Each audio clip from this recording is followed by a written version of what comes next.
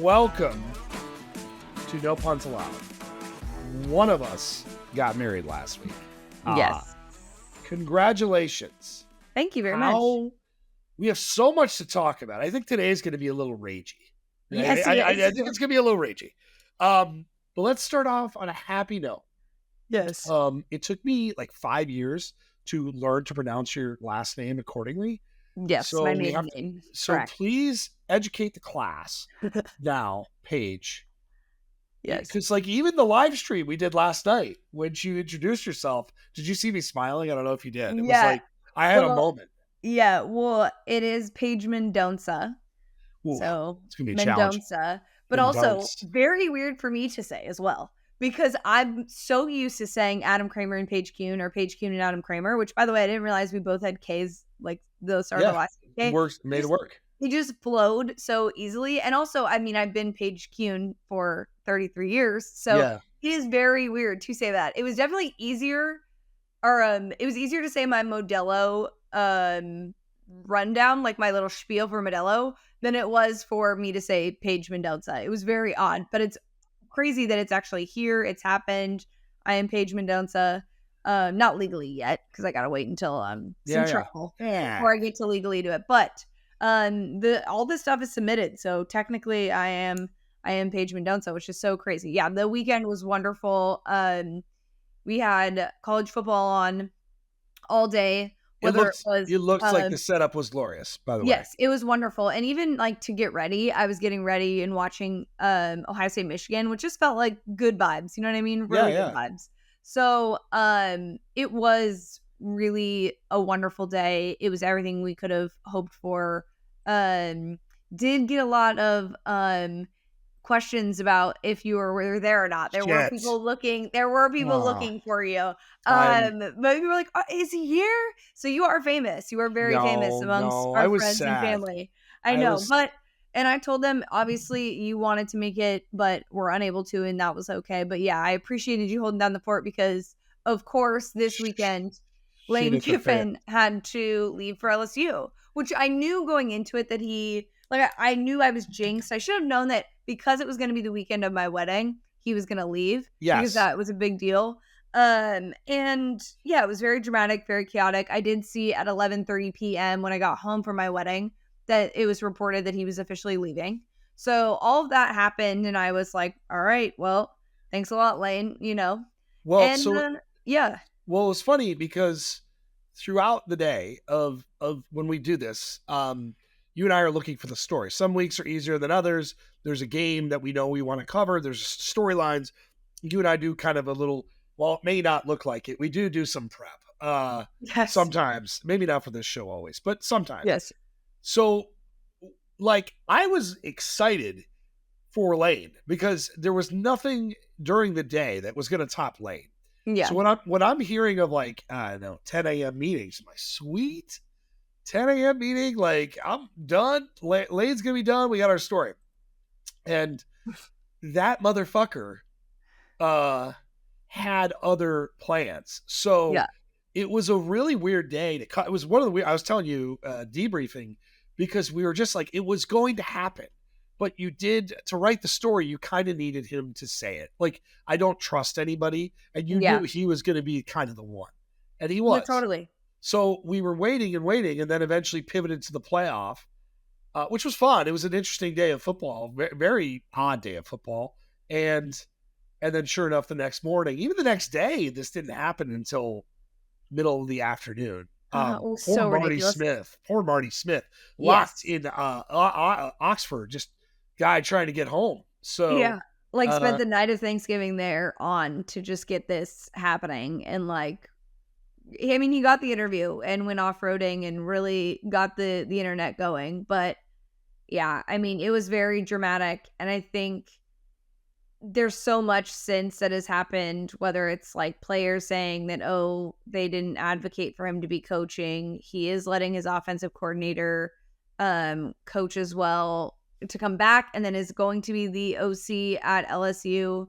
And it's just all very messy. It is very, very messy in a way that it didn't need to be. Yes. And we talked yesterday on the college football playoff ranking show about how there were just lots of other ways to go about it, including not leaving, which is fine. And I think one of the more interesting takes that I've seen about this that I actually found to be pretty like level-headed is that like at this point in his career, Lane could have said like either you guys wait for me or I'm not coming, because like it is about me. It's not the program that builds this. It's me that can create this. And he has a college football playoff team at Ole Miss right now. So it's like he could have really like done a much better job besides like, oh, I'm leaving because it's a great program, but also you know, I tried to coach, but they wouldn't let me. Like it just felt very like, oh, woe's me, I tried, but like feel bad for me. I don't know. It felt very weird to me. And I was sad about it. I was sad about it too. When Lane was at FAU, I visited him for a couple of days, and it was the vibes were immaculate. This was at the beginning of the Lane renaissance, because I remember being at the national championship or when he was fired from Alabama too, which was really awkward.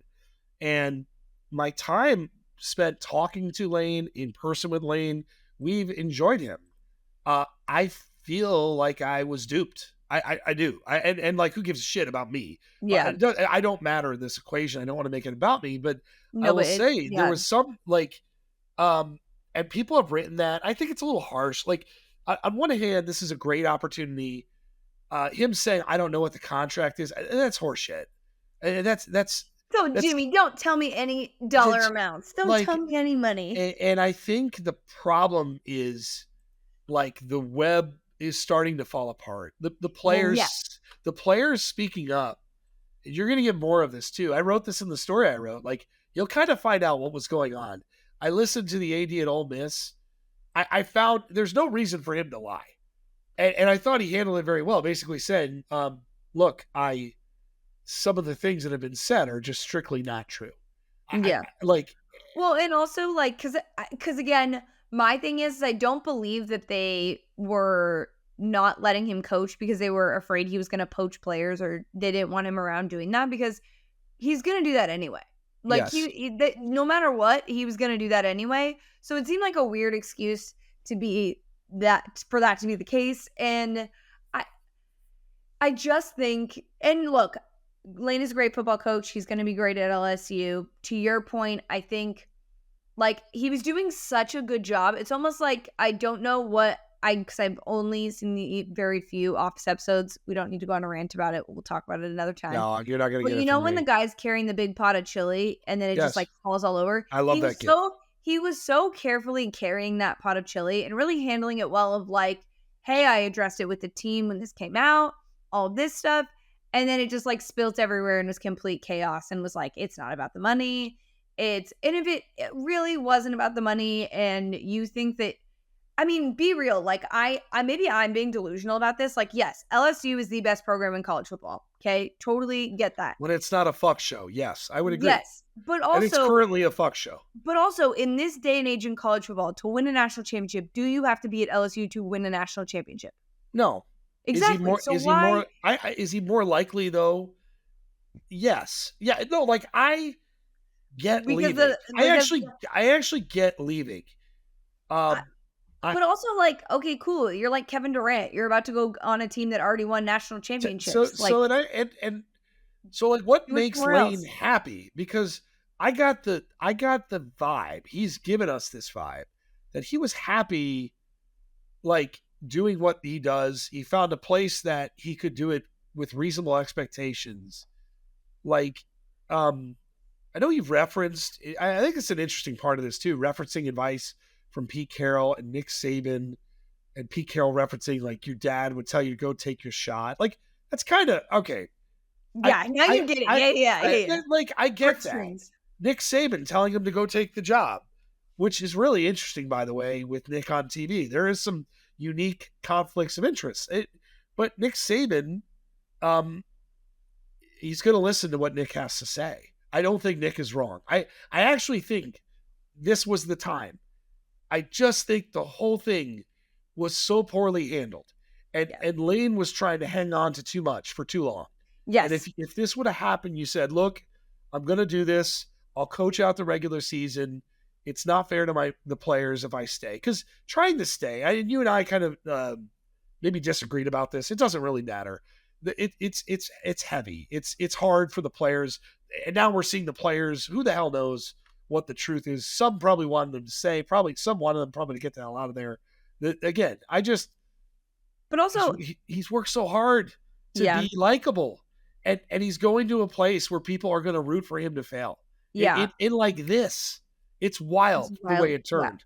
Yeah. What's funny is that this was the year that the stuff came out. His interview with Ryan McGee, and how he basically like really owned up to a lot of stuff. But I do want to say this. I don't think the player thing is specific to Lane Kiffin. Like, I think there's a lot of players that probably played for Nick Saban that didn't love him, but they were like, hey, this is the greatest coach and I'm going to play for him and all of those things.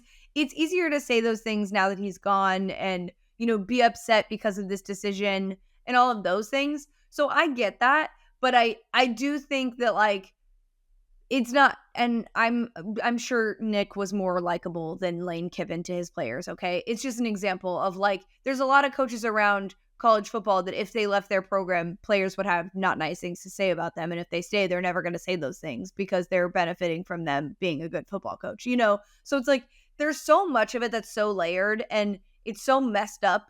And I feel like, the one thing I will say is that Nick Saban did talk about how this is just like unfair to the players. And we've started to really get into territory where, sure, players are being paid, but a lot of this is really unfair to how this shakes out. And that's actually a perfect segue into the college football playoff, because the way this is structured and what could possibly happen is really, really unfair to the players of college football right now. The sport's a mess. I don't blame Lane for taking the job. I think he screwed up the next steps. Yep. I don't blame the players for being mad. Yep. I don't blame the players for transferring. We allow this. So this is the end result of the sports inaction to prevent some of these things from happening. There's been a lot of talk about the calendar being the issue here. Sure. Fine. Part of the problem is the calendar. It's National Signing Day as we're recording this. It's fucking what a joke. But it's not just that. Yeah, no, I don't know. It's the sport's a mess. I love it, but the sport's a mess. Big problem. I think there's a way that we could have fixed this and been proactive. The people who are leading this sport could have been proactive and resolved this, knowing what we know about the portal, knowing what we know about early National Signing Day, what we know about all of this. And sure, they moved the portal. Great. Okay. It doesn't impact as much. Early National Signing Day is still now. Still very weird. Still in the middle of the season. And also during the time where we have coaches who are taking over new jobs. And the playoff is in 3 weeks from now? And we still have so much time until we actually crown a national champion. Move it up. Move it up. This is so stupid. It doesn't make any sense to me. We need to make college football go back to being done the first week of January or second week of January. So that the portal is then, coaches can get through stuff. Signing day should go back to February. Don't have an early National Signing Day. The calendar is a huge problem. That is a quick solve to a lot of these issues. Yes. And we knew this going into this season and this summer. The people who could have made things happen didn't. And we're waiting on the House vs. NCAA settlement. It was going to pass. So why did we not get this figured out? It didn't need to be a wait on that. And it's just stupid that we didn't get ahead of this. And now we're still waiting on what the playoff will look like next year. So yeah, the sport does not have its shit together. No. Collectively. Do we want to hit other coaching stuff real quick before we go to playoff? I don't know. There's so much to unpack. I as we sit here though, I'm looking at a graphic that state media, Penn State's media coverage sent out, and it's We Are, and it has a picture of two players. And those are the two players that Penn State has signed today on National Signing Day. They have, as of an hour ago, the number 150th ranked class in college football. This is Penn State. Penn State. Yep. So they don't have a coach. They've tried.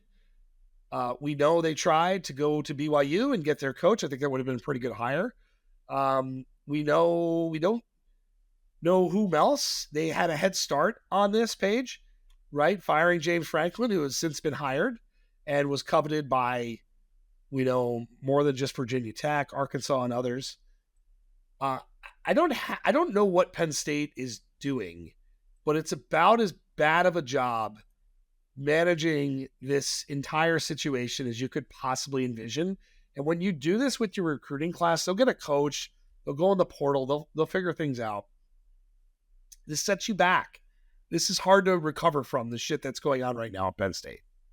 Oh yeah. I mean, this is a complete botch job. And what the weird part about it, and we said this maybe 2 or 3 weeks after James Franklin was fired, was, hey, that was certainly an emotional, firing. Sure, he deserved to be fired when the expectations are this low. However, if you don't have someone lined up or you don't have any feelers out there, because it doesn't feel like that was the case, because you would have known that you would have been turned down by quite a few people. Yes. This feels like you made a reactionary decision because you knew the pressure was coming from fans and from outside, and you didn't do your job. Their athletic director did not do his job, and now you're being embarrassed in front of everyone. You better hope that you can lure away someone who is coaching in the college football playoff or something that is going to be a splash hire, but there's really no one.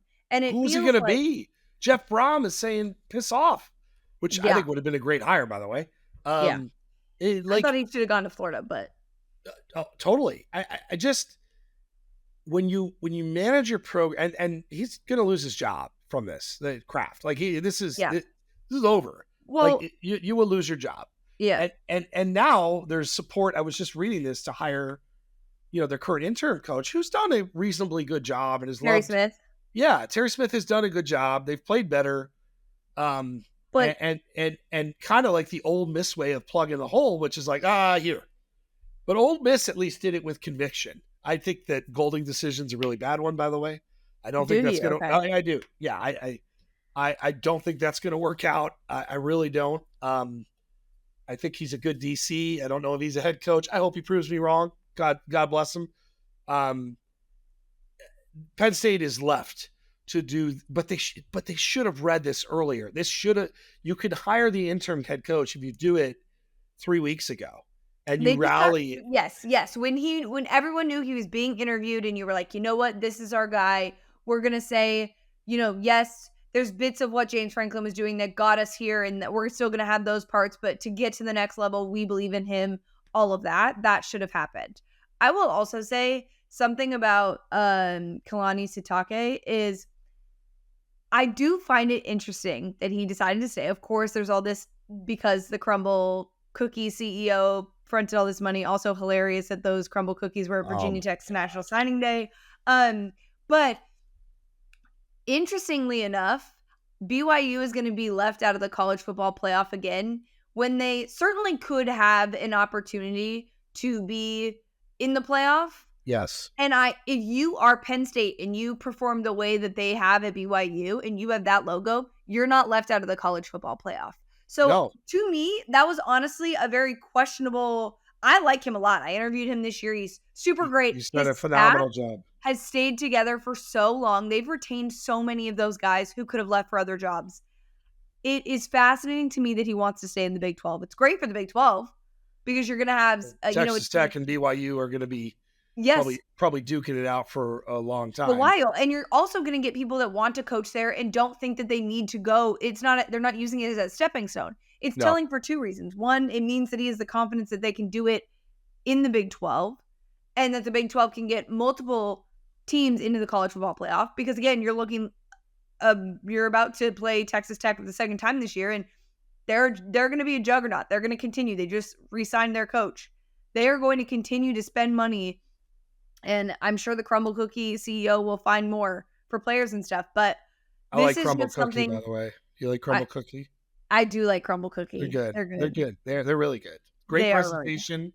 Love that Crumble Cookie stepping in to save the day. It's just the What most a college sport. football thing ever. Um, But yeah, no, I just find it very interesting that this is like just telling in all aspects that it he's not going to Penn State. And sure, you could say that Penn State just lost its allure, but like, I mean, it should have uh, lost its allure a while ago if it was going to lose its allure, you know? is there any? They're a mess. And I think people are looking at firing Franklin the way they did and saying like, I don't want to deal with that. Is there any other hirings that stood out? There's been a lot. Mark Stoops gone in Kentucky. Yeah. And they're going to pay him a small fortune. I've always thought he's going to be Kirk Ferentz's successor at Iowa. Maybe that happens now.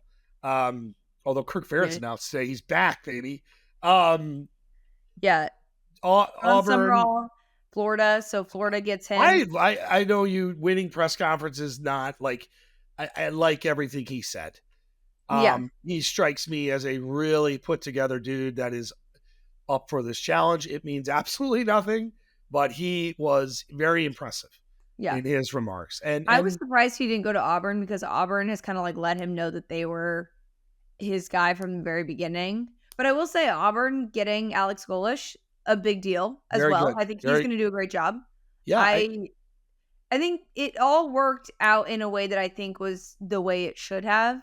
Do you think that Penn State still goes for Eli Drinkwitz at this point and tries to get him to come? And I think that ship has sailed.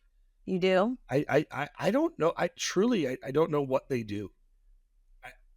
And I can't believe we're in this situation. Penn State is such a good job, or should be a good job. Yeah. I saw somebody say this, and I kind of like it. Like, go get Dan Mullen from UNLV. I actually like that. I think that's a good idea. Like, if in doubt, and UNLV will play for a championship Mountain West this week. Feels like I've bet against them 400 times. I'm going to do it again. I think that hire would be interesting. Dan Mullen, he's coached in a major program. He knows offense, but what else are you going to do? What are you going to go get Manny Diaz from Duke? Like, okay. I mean, I actually would not hate that at all. I think that would be. He's doing a good job at Duke. We'll talk about them. Could make the college football playoff. All right, which is good segue. Let's talk college football playoff. So we did our show last night as the rankings were coming out. People were mad, and not just our chat. The internet was mad. Bruce Feldman's fired off F-bombs on Twitter. Bruce is like one of the nicest people ever. Bruce is talking about. I don't know if you saw that. Did you see his reply? What did it say? Man, I gotta go find. Yeah, I'll go find it because it's funny. I was like Bruce is like the most professional, quiet, professional dude, and he. Oh man, I'm gonna find the reply. But basically, that the committee doesn't know what the fuck they're doing, and like I thought I was gonna text him like, hey buddy, people could see this, right? But it was clear he wanted. Was it a reply to you? No, it was a reply to somebody posted. Well, this was really dumb. The committee chair said it's easier to use the head-to-head win as a data point if the teams are back-to-back in the rankings, which is galactically stupid. And so Bruce, again, I love Bruce, said, and I quote, "This is also fucking stupid. They just keep making it up as they go along. It's like the CFP committee is going out of its way to show that the sport is run by morons." Now, Bruce Feldman is like one of the, like an OG pro who's been everywhere and plugged in. For him to be that mad, I was like, wow, the sport has lost its mind. I was mad. I was getting mad because it was the dumbest. It was so hard to justify. So, okay, full disclosure, we can see the chat. We respond to the chat on our show. Yesterday, after we logged off, I told you, I was like, people were like mean yesterday. And it's because they were pissed, and I get why. But we were trying to explain what the committee was doing. And it's frustrating to look at these rankings and go, yeah, I don't understand why this team is ranked above, like, the whole Miami Notre Dame thing, like, actually blows my mind. Like, blows my mind. The more I looked at it, the more I was like, this is the dumbest thing ever. Because sure, you could say that win is during week 1. I don't give a shit. It was only by 3 points. Miami looked like by far the superior team. Okay. Sure, Notre Dame has gotten their shit together. The margin of their strength of schedule and strength of record is literally 1 or 2 in the rankings, by the way. Notre Dame's strength of schedule is 42nd. Miami's is 44th. Their strength of record, Notre Dame's is 13th. Miami's is 14th. Then you go to head-to-head. That's where it should matter. That's the shit that we've been hearing for years, that head-to-head matters. Head-to-head matters. I could not believe, after looking at it again. Oh, and also, by the way, the common opponents thing really pisses me off because it was like, yes, they don't use margin of victory to evaluate it, okay?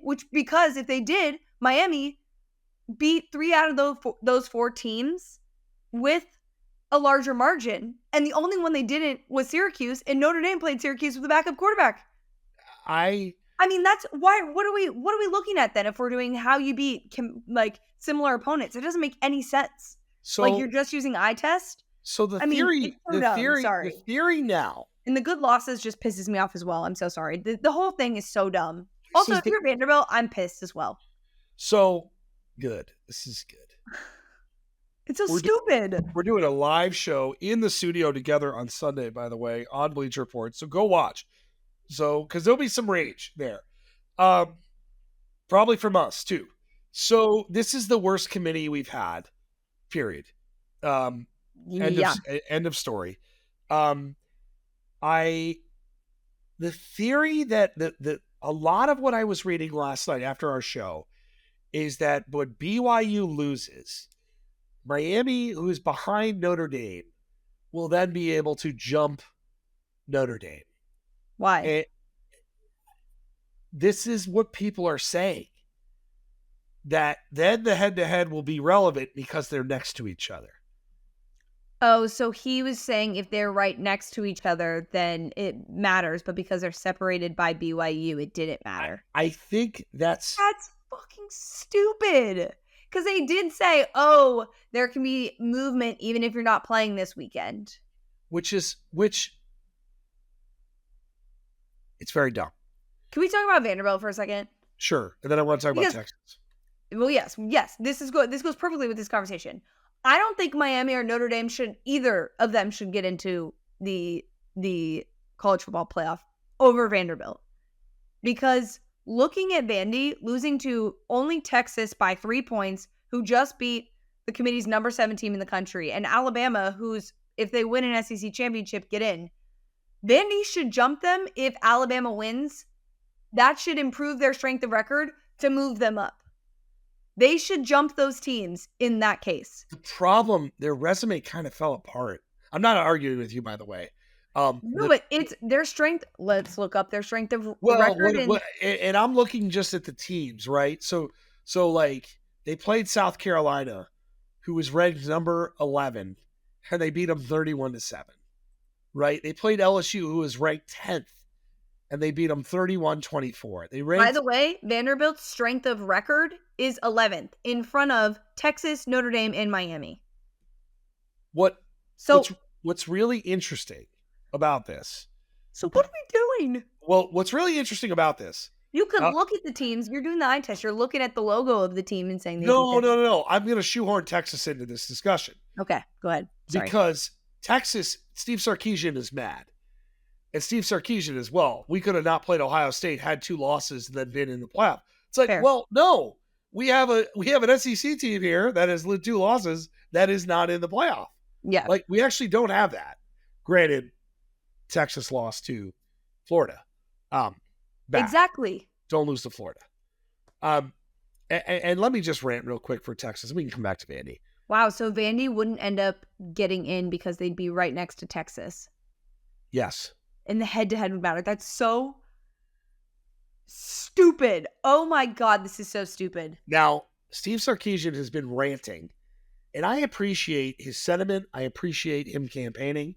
Steve Sarkisian is doing his job right now in saying we're going to cancel all of our hard future opponents. We're going to honor Ohio State, and Michigan. And then after that, no, you're not. No, you're not.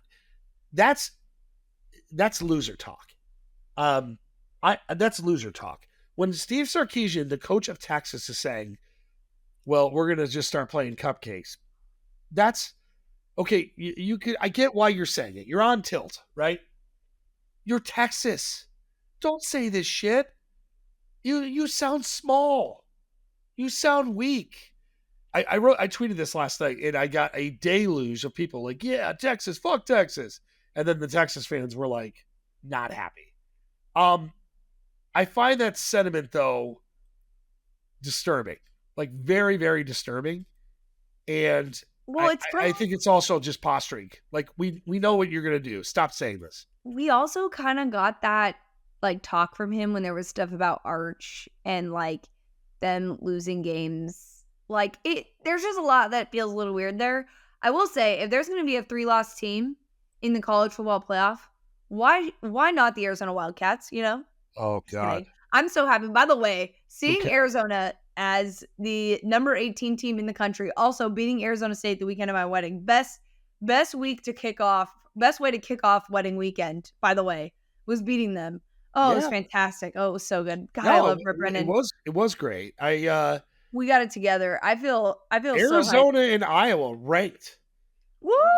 Yeah. This is They'll be ranked in the final rankings. They will. All right. So let's talk playoff a little bit more. Yes. We'll try not to rant. Other things I was thinking about post-show. Alabama moved up 1. Notre Dame moved down 1. Alabama moved up 1 with a win at Auburn. It's an interesting move by the committee. I think the committee showcased some chess pieces here a little early. The committee is basically saying, unless Alabama loses by 20-plus points that they're in, correct? Is Alabama a lock? I guess, yeah, because they're going to do the whole, I could do one better. We can't punish someone for playing in, and here's the thing, I think people think that if BYU has a close loss, they're going to jump they're going to jump Notre Dame. All right, I've got some odds for you. This is even better. What do you think Alabama's odds to make the playoff are? This is kind of hard because it's, but this is very telling. Is it plus? No, it's okay. It's a minus like they're minus 1,800. Minus 1,800. Well, it's because if they win that game, they're in. But now, what do you think Notre Dame is? Are they still what? Oh wait, minus 500. They are minus 550. Minus 500 on the nose. Wow. Woo! I know this shit. Yeah, the whole Notre Dame thing actually really pisses me off because this is also the perfect opportunity. Everyone's been bitching and complaining about them not being in a conference. This is the perfect opportunity for the committee to say, play in a conference. Play a conference championship. By the way, other odds of note, which are fascinating. James Madison, plus 150. There's no odds for North Texas Tulane. I think those odds are basically who's going to win that game, right? Like that's like makes sense. BYU plus 400, Miami plus 500, Duke plus 2,000, so 20-1, and UNLV plus 3,000. UNLV getting some odds love here, which I find hilarious. Which is hilarious because they weren't in these rankings. They would have been in these rankings. But yeah, it's just this whole thing is so stupid. And the whole next to each other thing actually is sending me into more of a spiral because the more I think about what could actually move, like the Texas Vanderbilt thing, like that just like pisses me off beyond. That's so fucking dumb. I love this. Let's keep going. All right, so here's another point I think both you and I agree on. Ohio State, Indiana. We'll talk about the game in a little bit. I could not be more excited about this game. You don't need to knock somebody out for a game to kick ass. But this game kicks ass. So thank you. It is such a good game, by the way. And we will be able to watch this one here in New York, which will be fun too. So, okay. This is where I struggle because the committee sucks and the guidelines are all over the place. Conference championships are supposed to matter. I Yes. think in this instance, they shouldn't. The winner of this game should be number 1. The loser should be number 2. If Georgia wins the SEC, that's probably the only chance you'll get a 2-3 swap, which truly, I mean, it matters. But ultimately, when you get to the second round of the bracket, you got to beat who you got to beat. So I don't want to say it's a huge deal to rant, but I think 1 and 2 should stay. The winner of that game that's it. And the loser should just go right there. So Ohio State is favored in this game. If Ohio State wins, it's Ohio State, it's Indiana. You agree with this too, correct? Yeah, it should be. All right. Then that's easy. But also, I want people to stop saying this game doesn't matter because literally, like, Indiana hasn't won a Big Ten championship since 1967. And Ohio State, while dominant and has a national championship, hasn't won one since 2020. Also, the Heisman odds right now. Yeah. Fernando Mendoza plus 160. Diego Pavia plus 180. Wow, he moved up. Julian saying plus 200. It matters. It matters. They're one of those, basically, like, if they don't win it, it's probably the other guy. Because they have this Heisman moment. No offense to Diego Pavia. It's literally had this Heisman moment. Diego Pavia needs a shitty 17-7 game. Right, that's what Diego needs. And if he wins the Heisman, by the way, I am all for it. And also, by the way, yesterday when I said the only difference between Ohio State and Indiana was that Ohio State won a national championship last year, the chat was like, "One of us lost to Penn State," and I was like, "Oh my god, you guys!" First of all, did you not watch the end of that game in that final drive? I don't care how close, whatever, on the road. In a tough environment. That, by the way, that Penn State team, still very good. Yes. Has a lot of very good players. That final drive was like, no, that's how you win a national championship right there. That is something that we haven't seen from Ohio State. We haven't seen them have to do that. Okay? So we don't know if in those situations, sure, saying regrouped after having a tough situation at the start of the game this last weekend, but that was hilarious to me. The chat was so mad that I said that. I don't really care. All right. So elsewhere in this thing, the winner of North Texas and Tulane, is in. And then if James Madison, ACC. Like ACC, because if Duke wins the ACC, that's where 2 group of 5 teams are getting in. They're not going to put Duke in. No, they won't put Duke in. They cannot, and they made that clear. You put James Madison at 25. And let's just assume James Madison's going to win, by the way. Yeah. Because they are currently 23.5-point favorites over Troy, right? Big favorite. Friday night, you and I will be watching. Man, we got some good games Friday night, actually. I know. North Texas Tulane Friday night. Oh, man. UNLV Boise, I'm in. So Duke is only a 3.5-point dog. And then we have to wait out until the ACC championship at what'll be 8 p.m. Eastern. That's true, because you really won't know. I mean, there's a couple of trigger points for this ranking. The ACC is one, the Big 12 is the other, and then we have to see. But if BYU beats Texas Tech, that changes everything. The entirety of the bracket will look a lot different. I mean, that is the moment we really haven't had in the playoff era. It bothers me so much that, let me look at the strength of, I'm sorry. BYU's strength of record is 6th in the country. Their strength of schedule is 35th, which is better than Notre Dame and Miami. And they are getting absolutely hosed. They should be in if they lose. They should literally be in no matter what. Well, that is crazy. Yes. That is nuts. Like, if we're using, like, I'm so confused by this. If we're using these metrics and using these things to evaluate plus eye test, like, what are we doing? The logo, the conference affiliation, this is so stupid. So if Alabama loses to Georgia, they're fine. If BYU loses to Texas Tech, they're fucked. Who? Notre Dame and Miami? Well, like, no, but if we're saying we're not going to move Alabama down if they lose to Georgia, we're going to move BYU out if they lose to Texas Tech? Or I They're guess going to. yeah. I mean, You have to be in at 10 to get into this. And it'd be weird for the committee to move BYU up and not have just done it this week.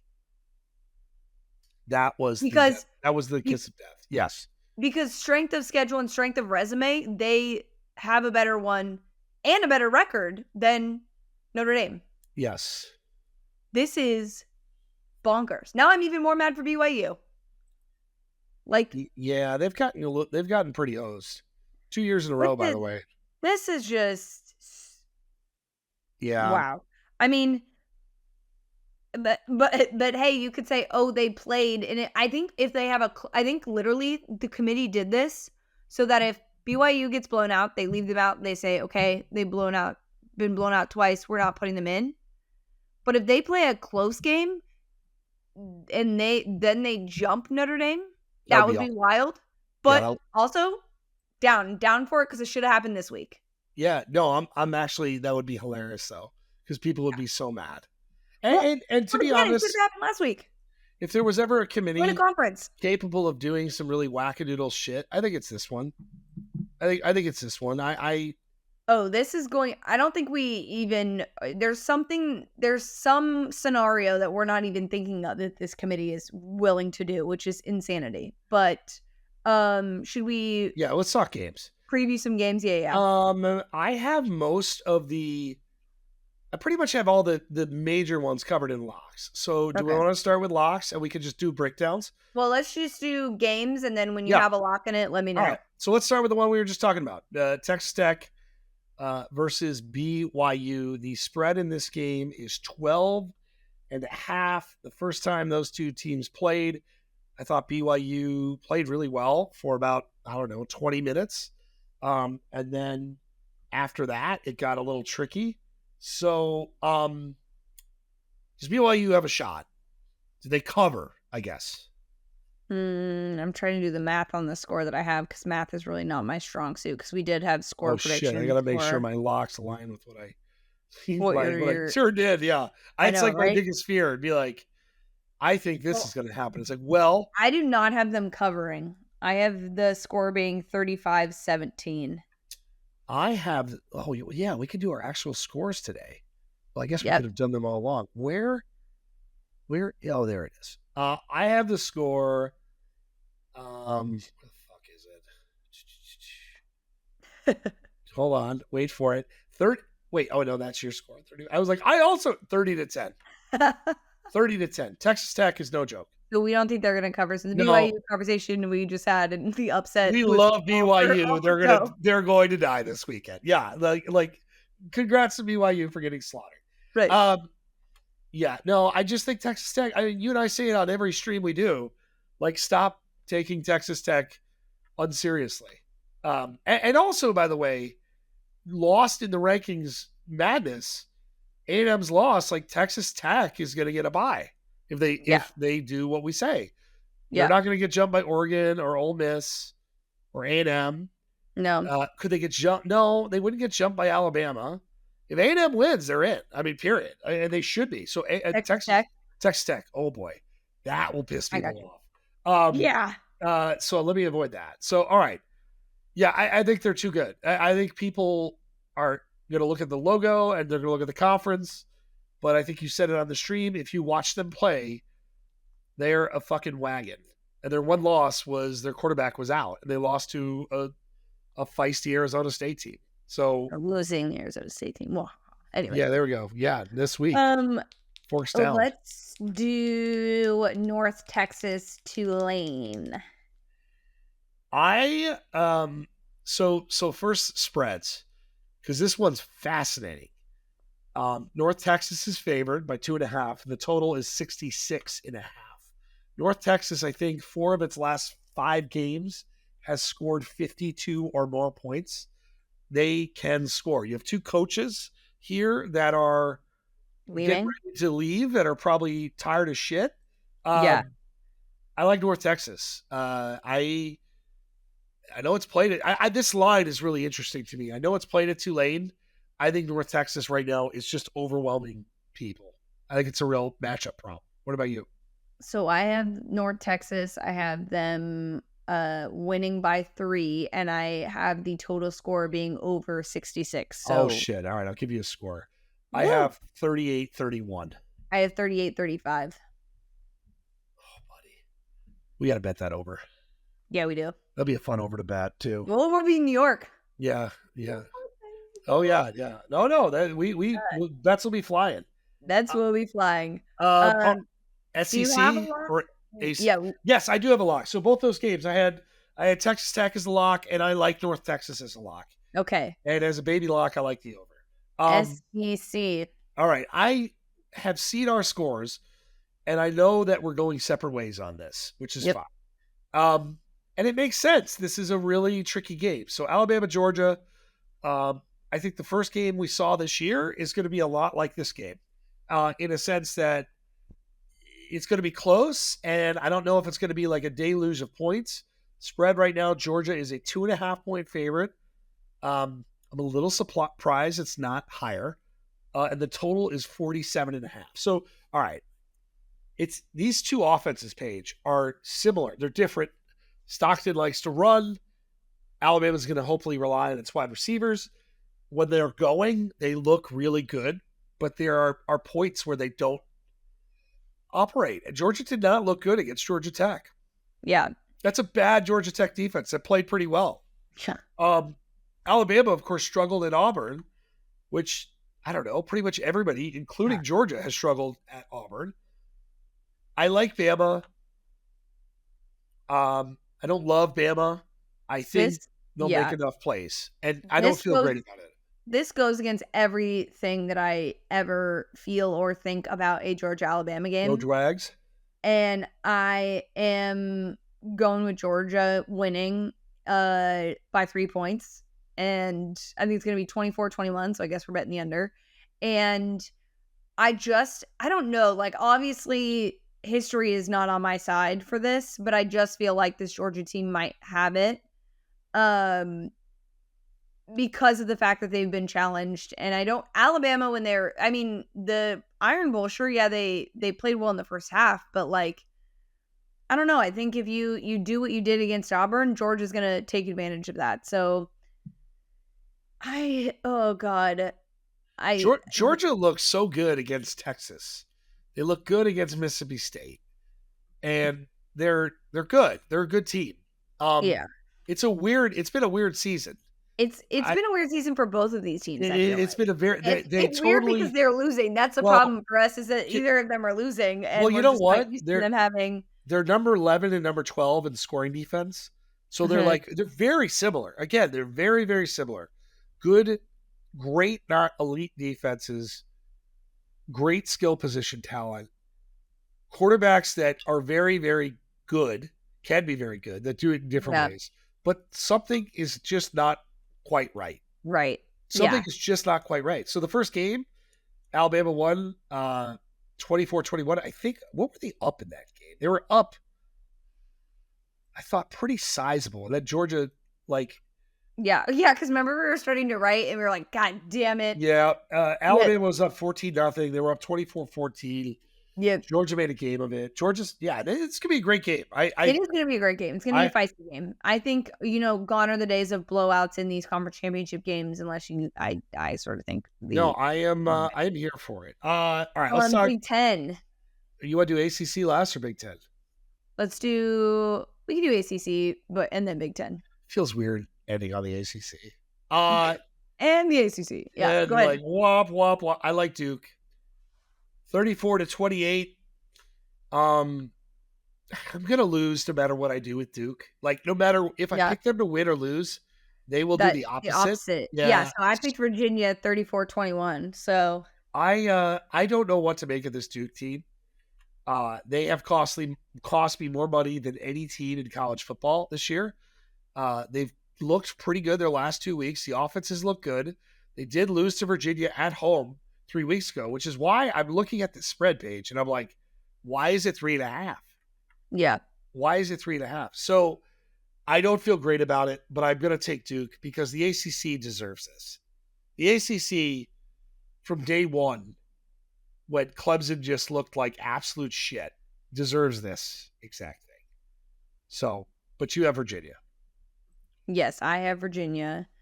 Yeah, I just think this Virginia team is better and more trustworthy in a moment like this, but you never know because they have played a lot of close games and should have lost a lot more games than they did. I So will say, it lost in the Duke bullshit. Virginia's had an amazing year. yeah. And it would be nice to see a fan base like that enjoy the playoff. They're going to get absolutely fucking rolled. Yeah. But good for you for getting into the position to get rolled. Yeah. We appreciate you. All right. Exactly. Doing justice. And then a Big Ten.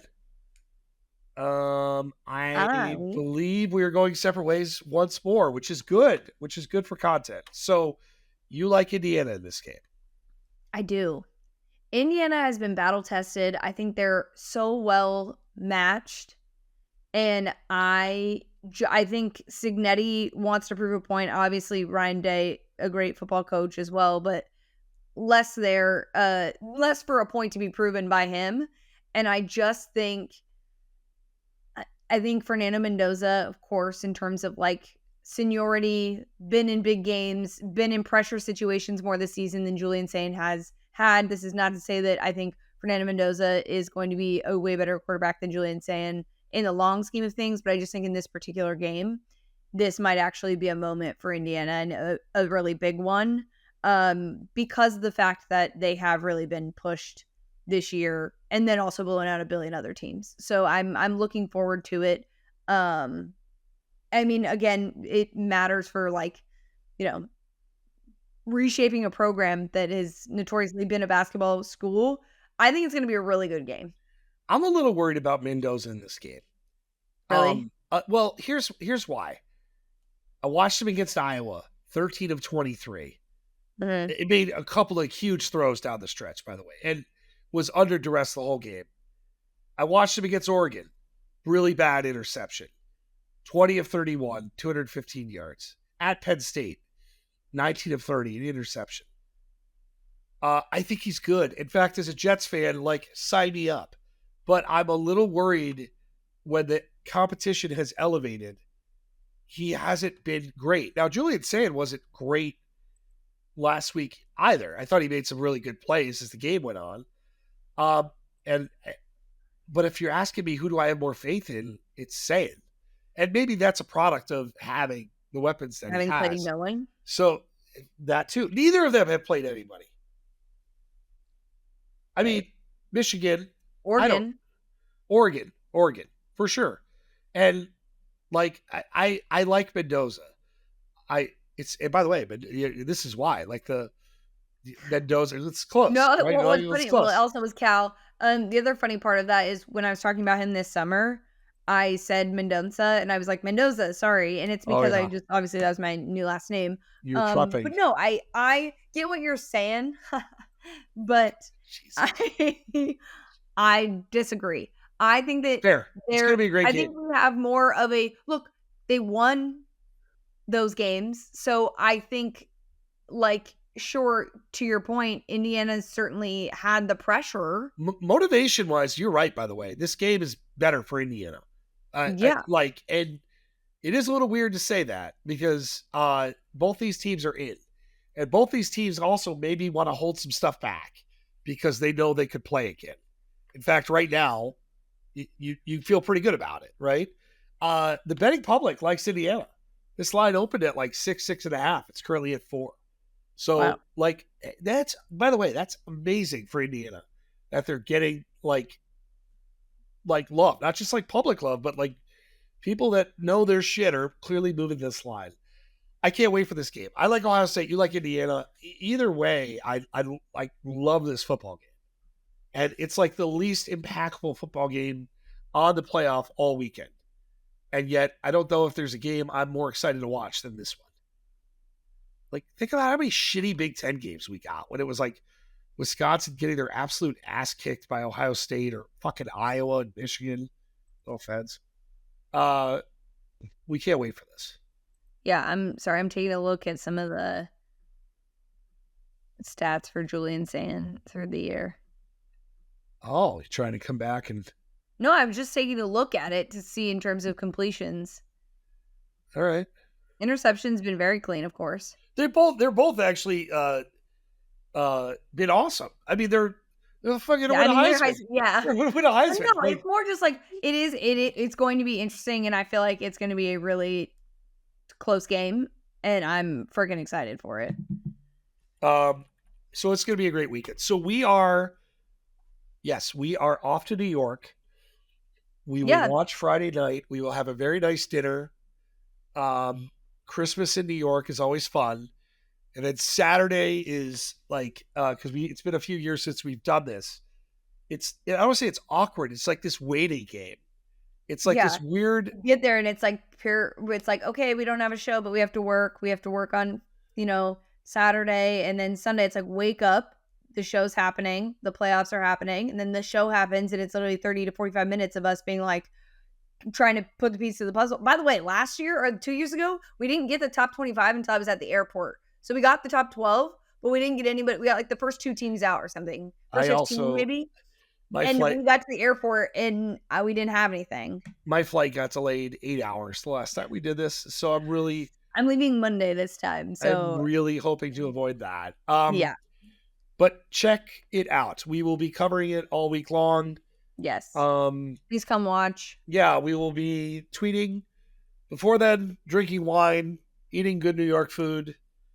It's going to be a great end of the season pod. Obviously, we got way more to do. Like, we got a playoff game. The one thing I was really odd last year about the calendar is like, like we have a week, we get Army Navy, we do the Heisman, bowl games start, and then like the playoff begins. So it's amazing. So like we got a lot to do, and I am going to bet every bowl game. Well, I do this every year. But we are going to pick every bowl game this year. We've done that before, too. We will do it this year, too, because fuck it. So, all right. Anything else? No. No parting thoughts. Any random shit? No. Son's birthday. We got 12 inches of snow. We ended up having a football game in the snow with his friends for his birthday. So that was fun. We had a good time. But no, snow. It's the weather here is terrible. Don't move here. I don't think that was a problem for you. No, but I will say it's supposed to snow in New York on Friday. Is it really? So. Is it really like real snow? It's like 30 degrees, which by the way, I'm just not. That's fine. It's gonna be 20 degrees at night. But I don't think you understand. I'm not built for that. I'm going to be sleeping in like 3 pairs of socks and sweatpants and a sweatshirt. 42 on Saturday. The other thing I remember about the last time we did this is it rained like hell. Like hell. Like, because New York, when New York normally gets snow, they get like pounded. I don't think we have one of those, thank God. No. But 42 degrees? Good bagel walk in the morning?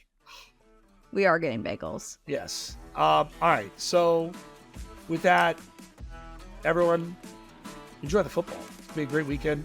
We will talk to you guys on Sunday and talk to you again next week.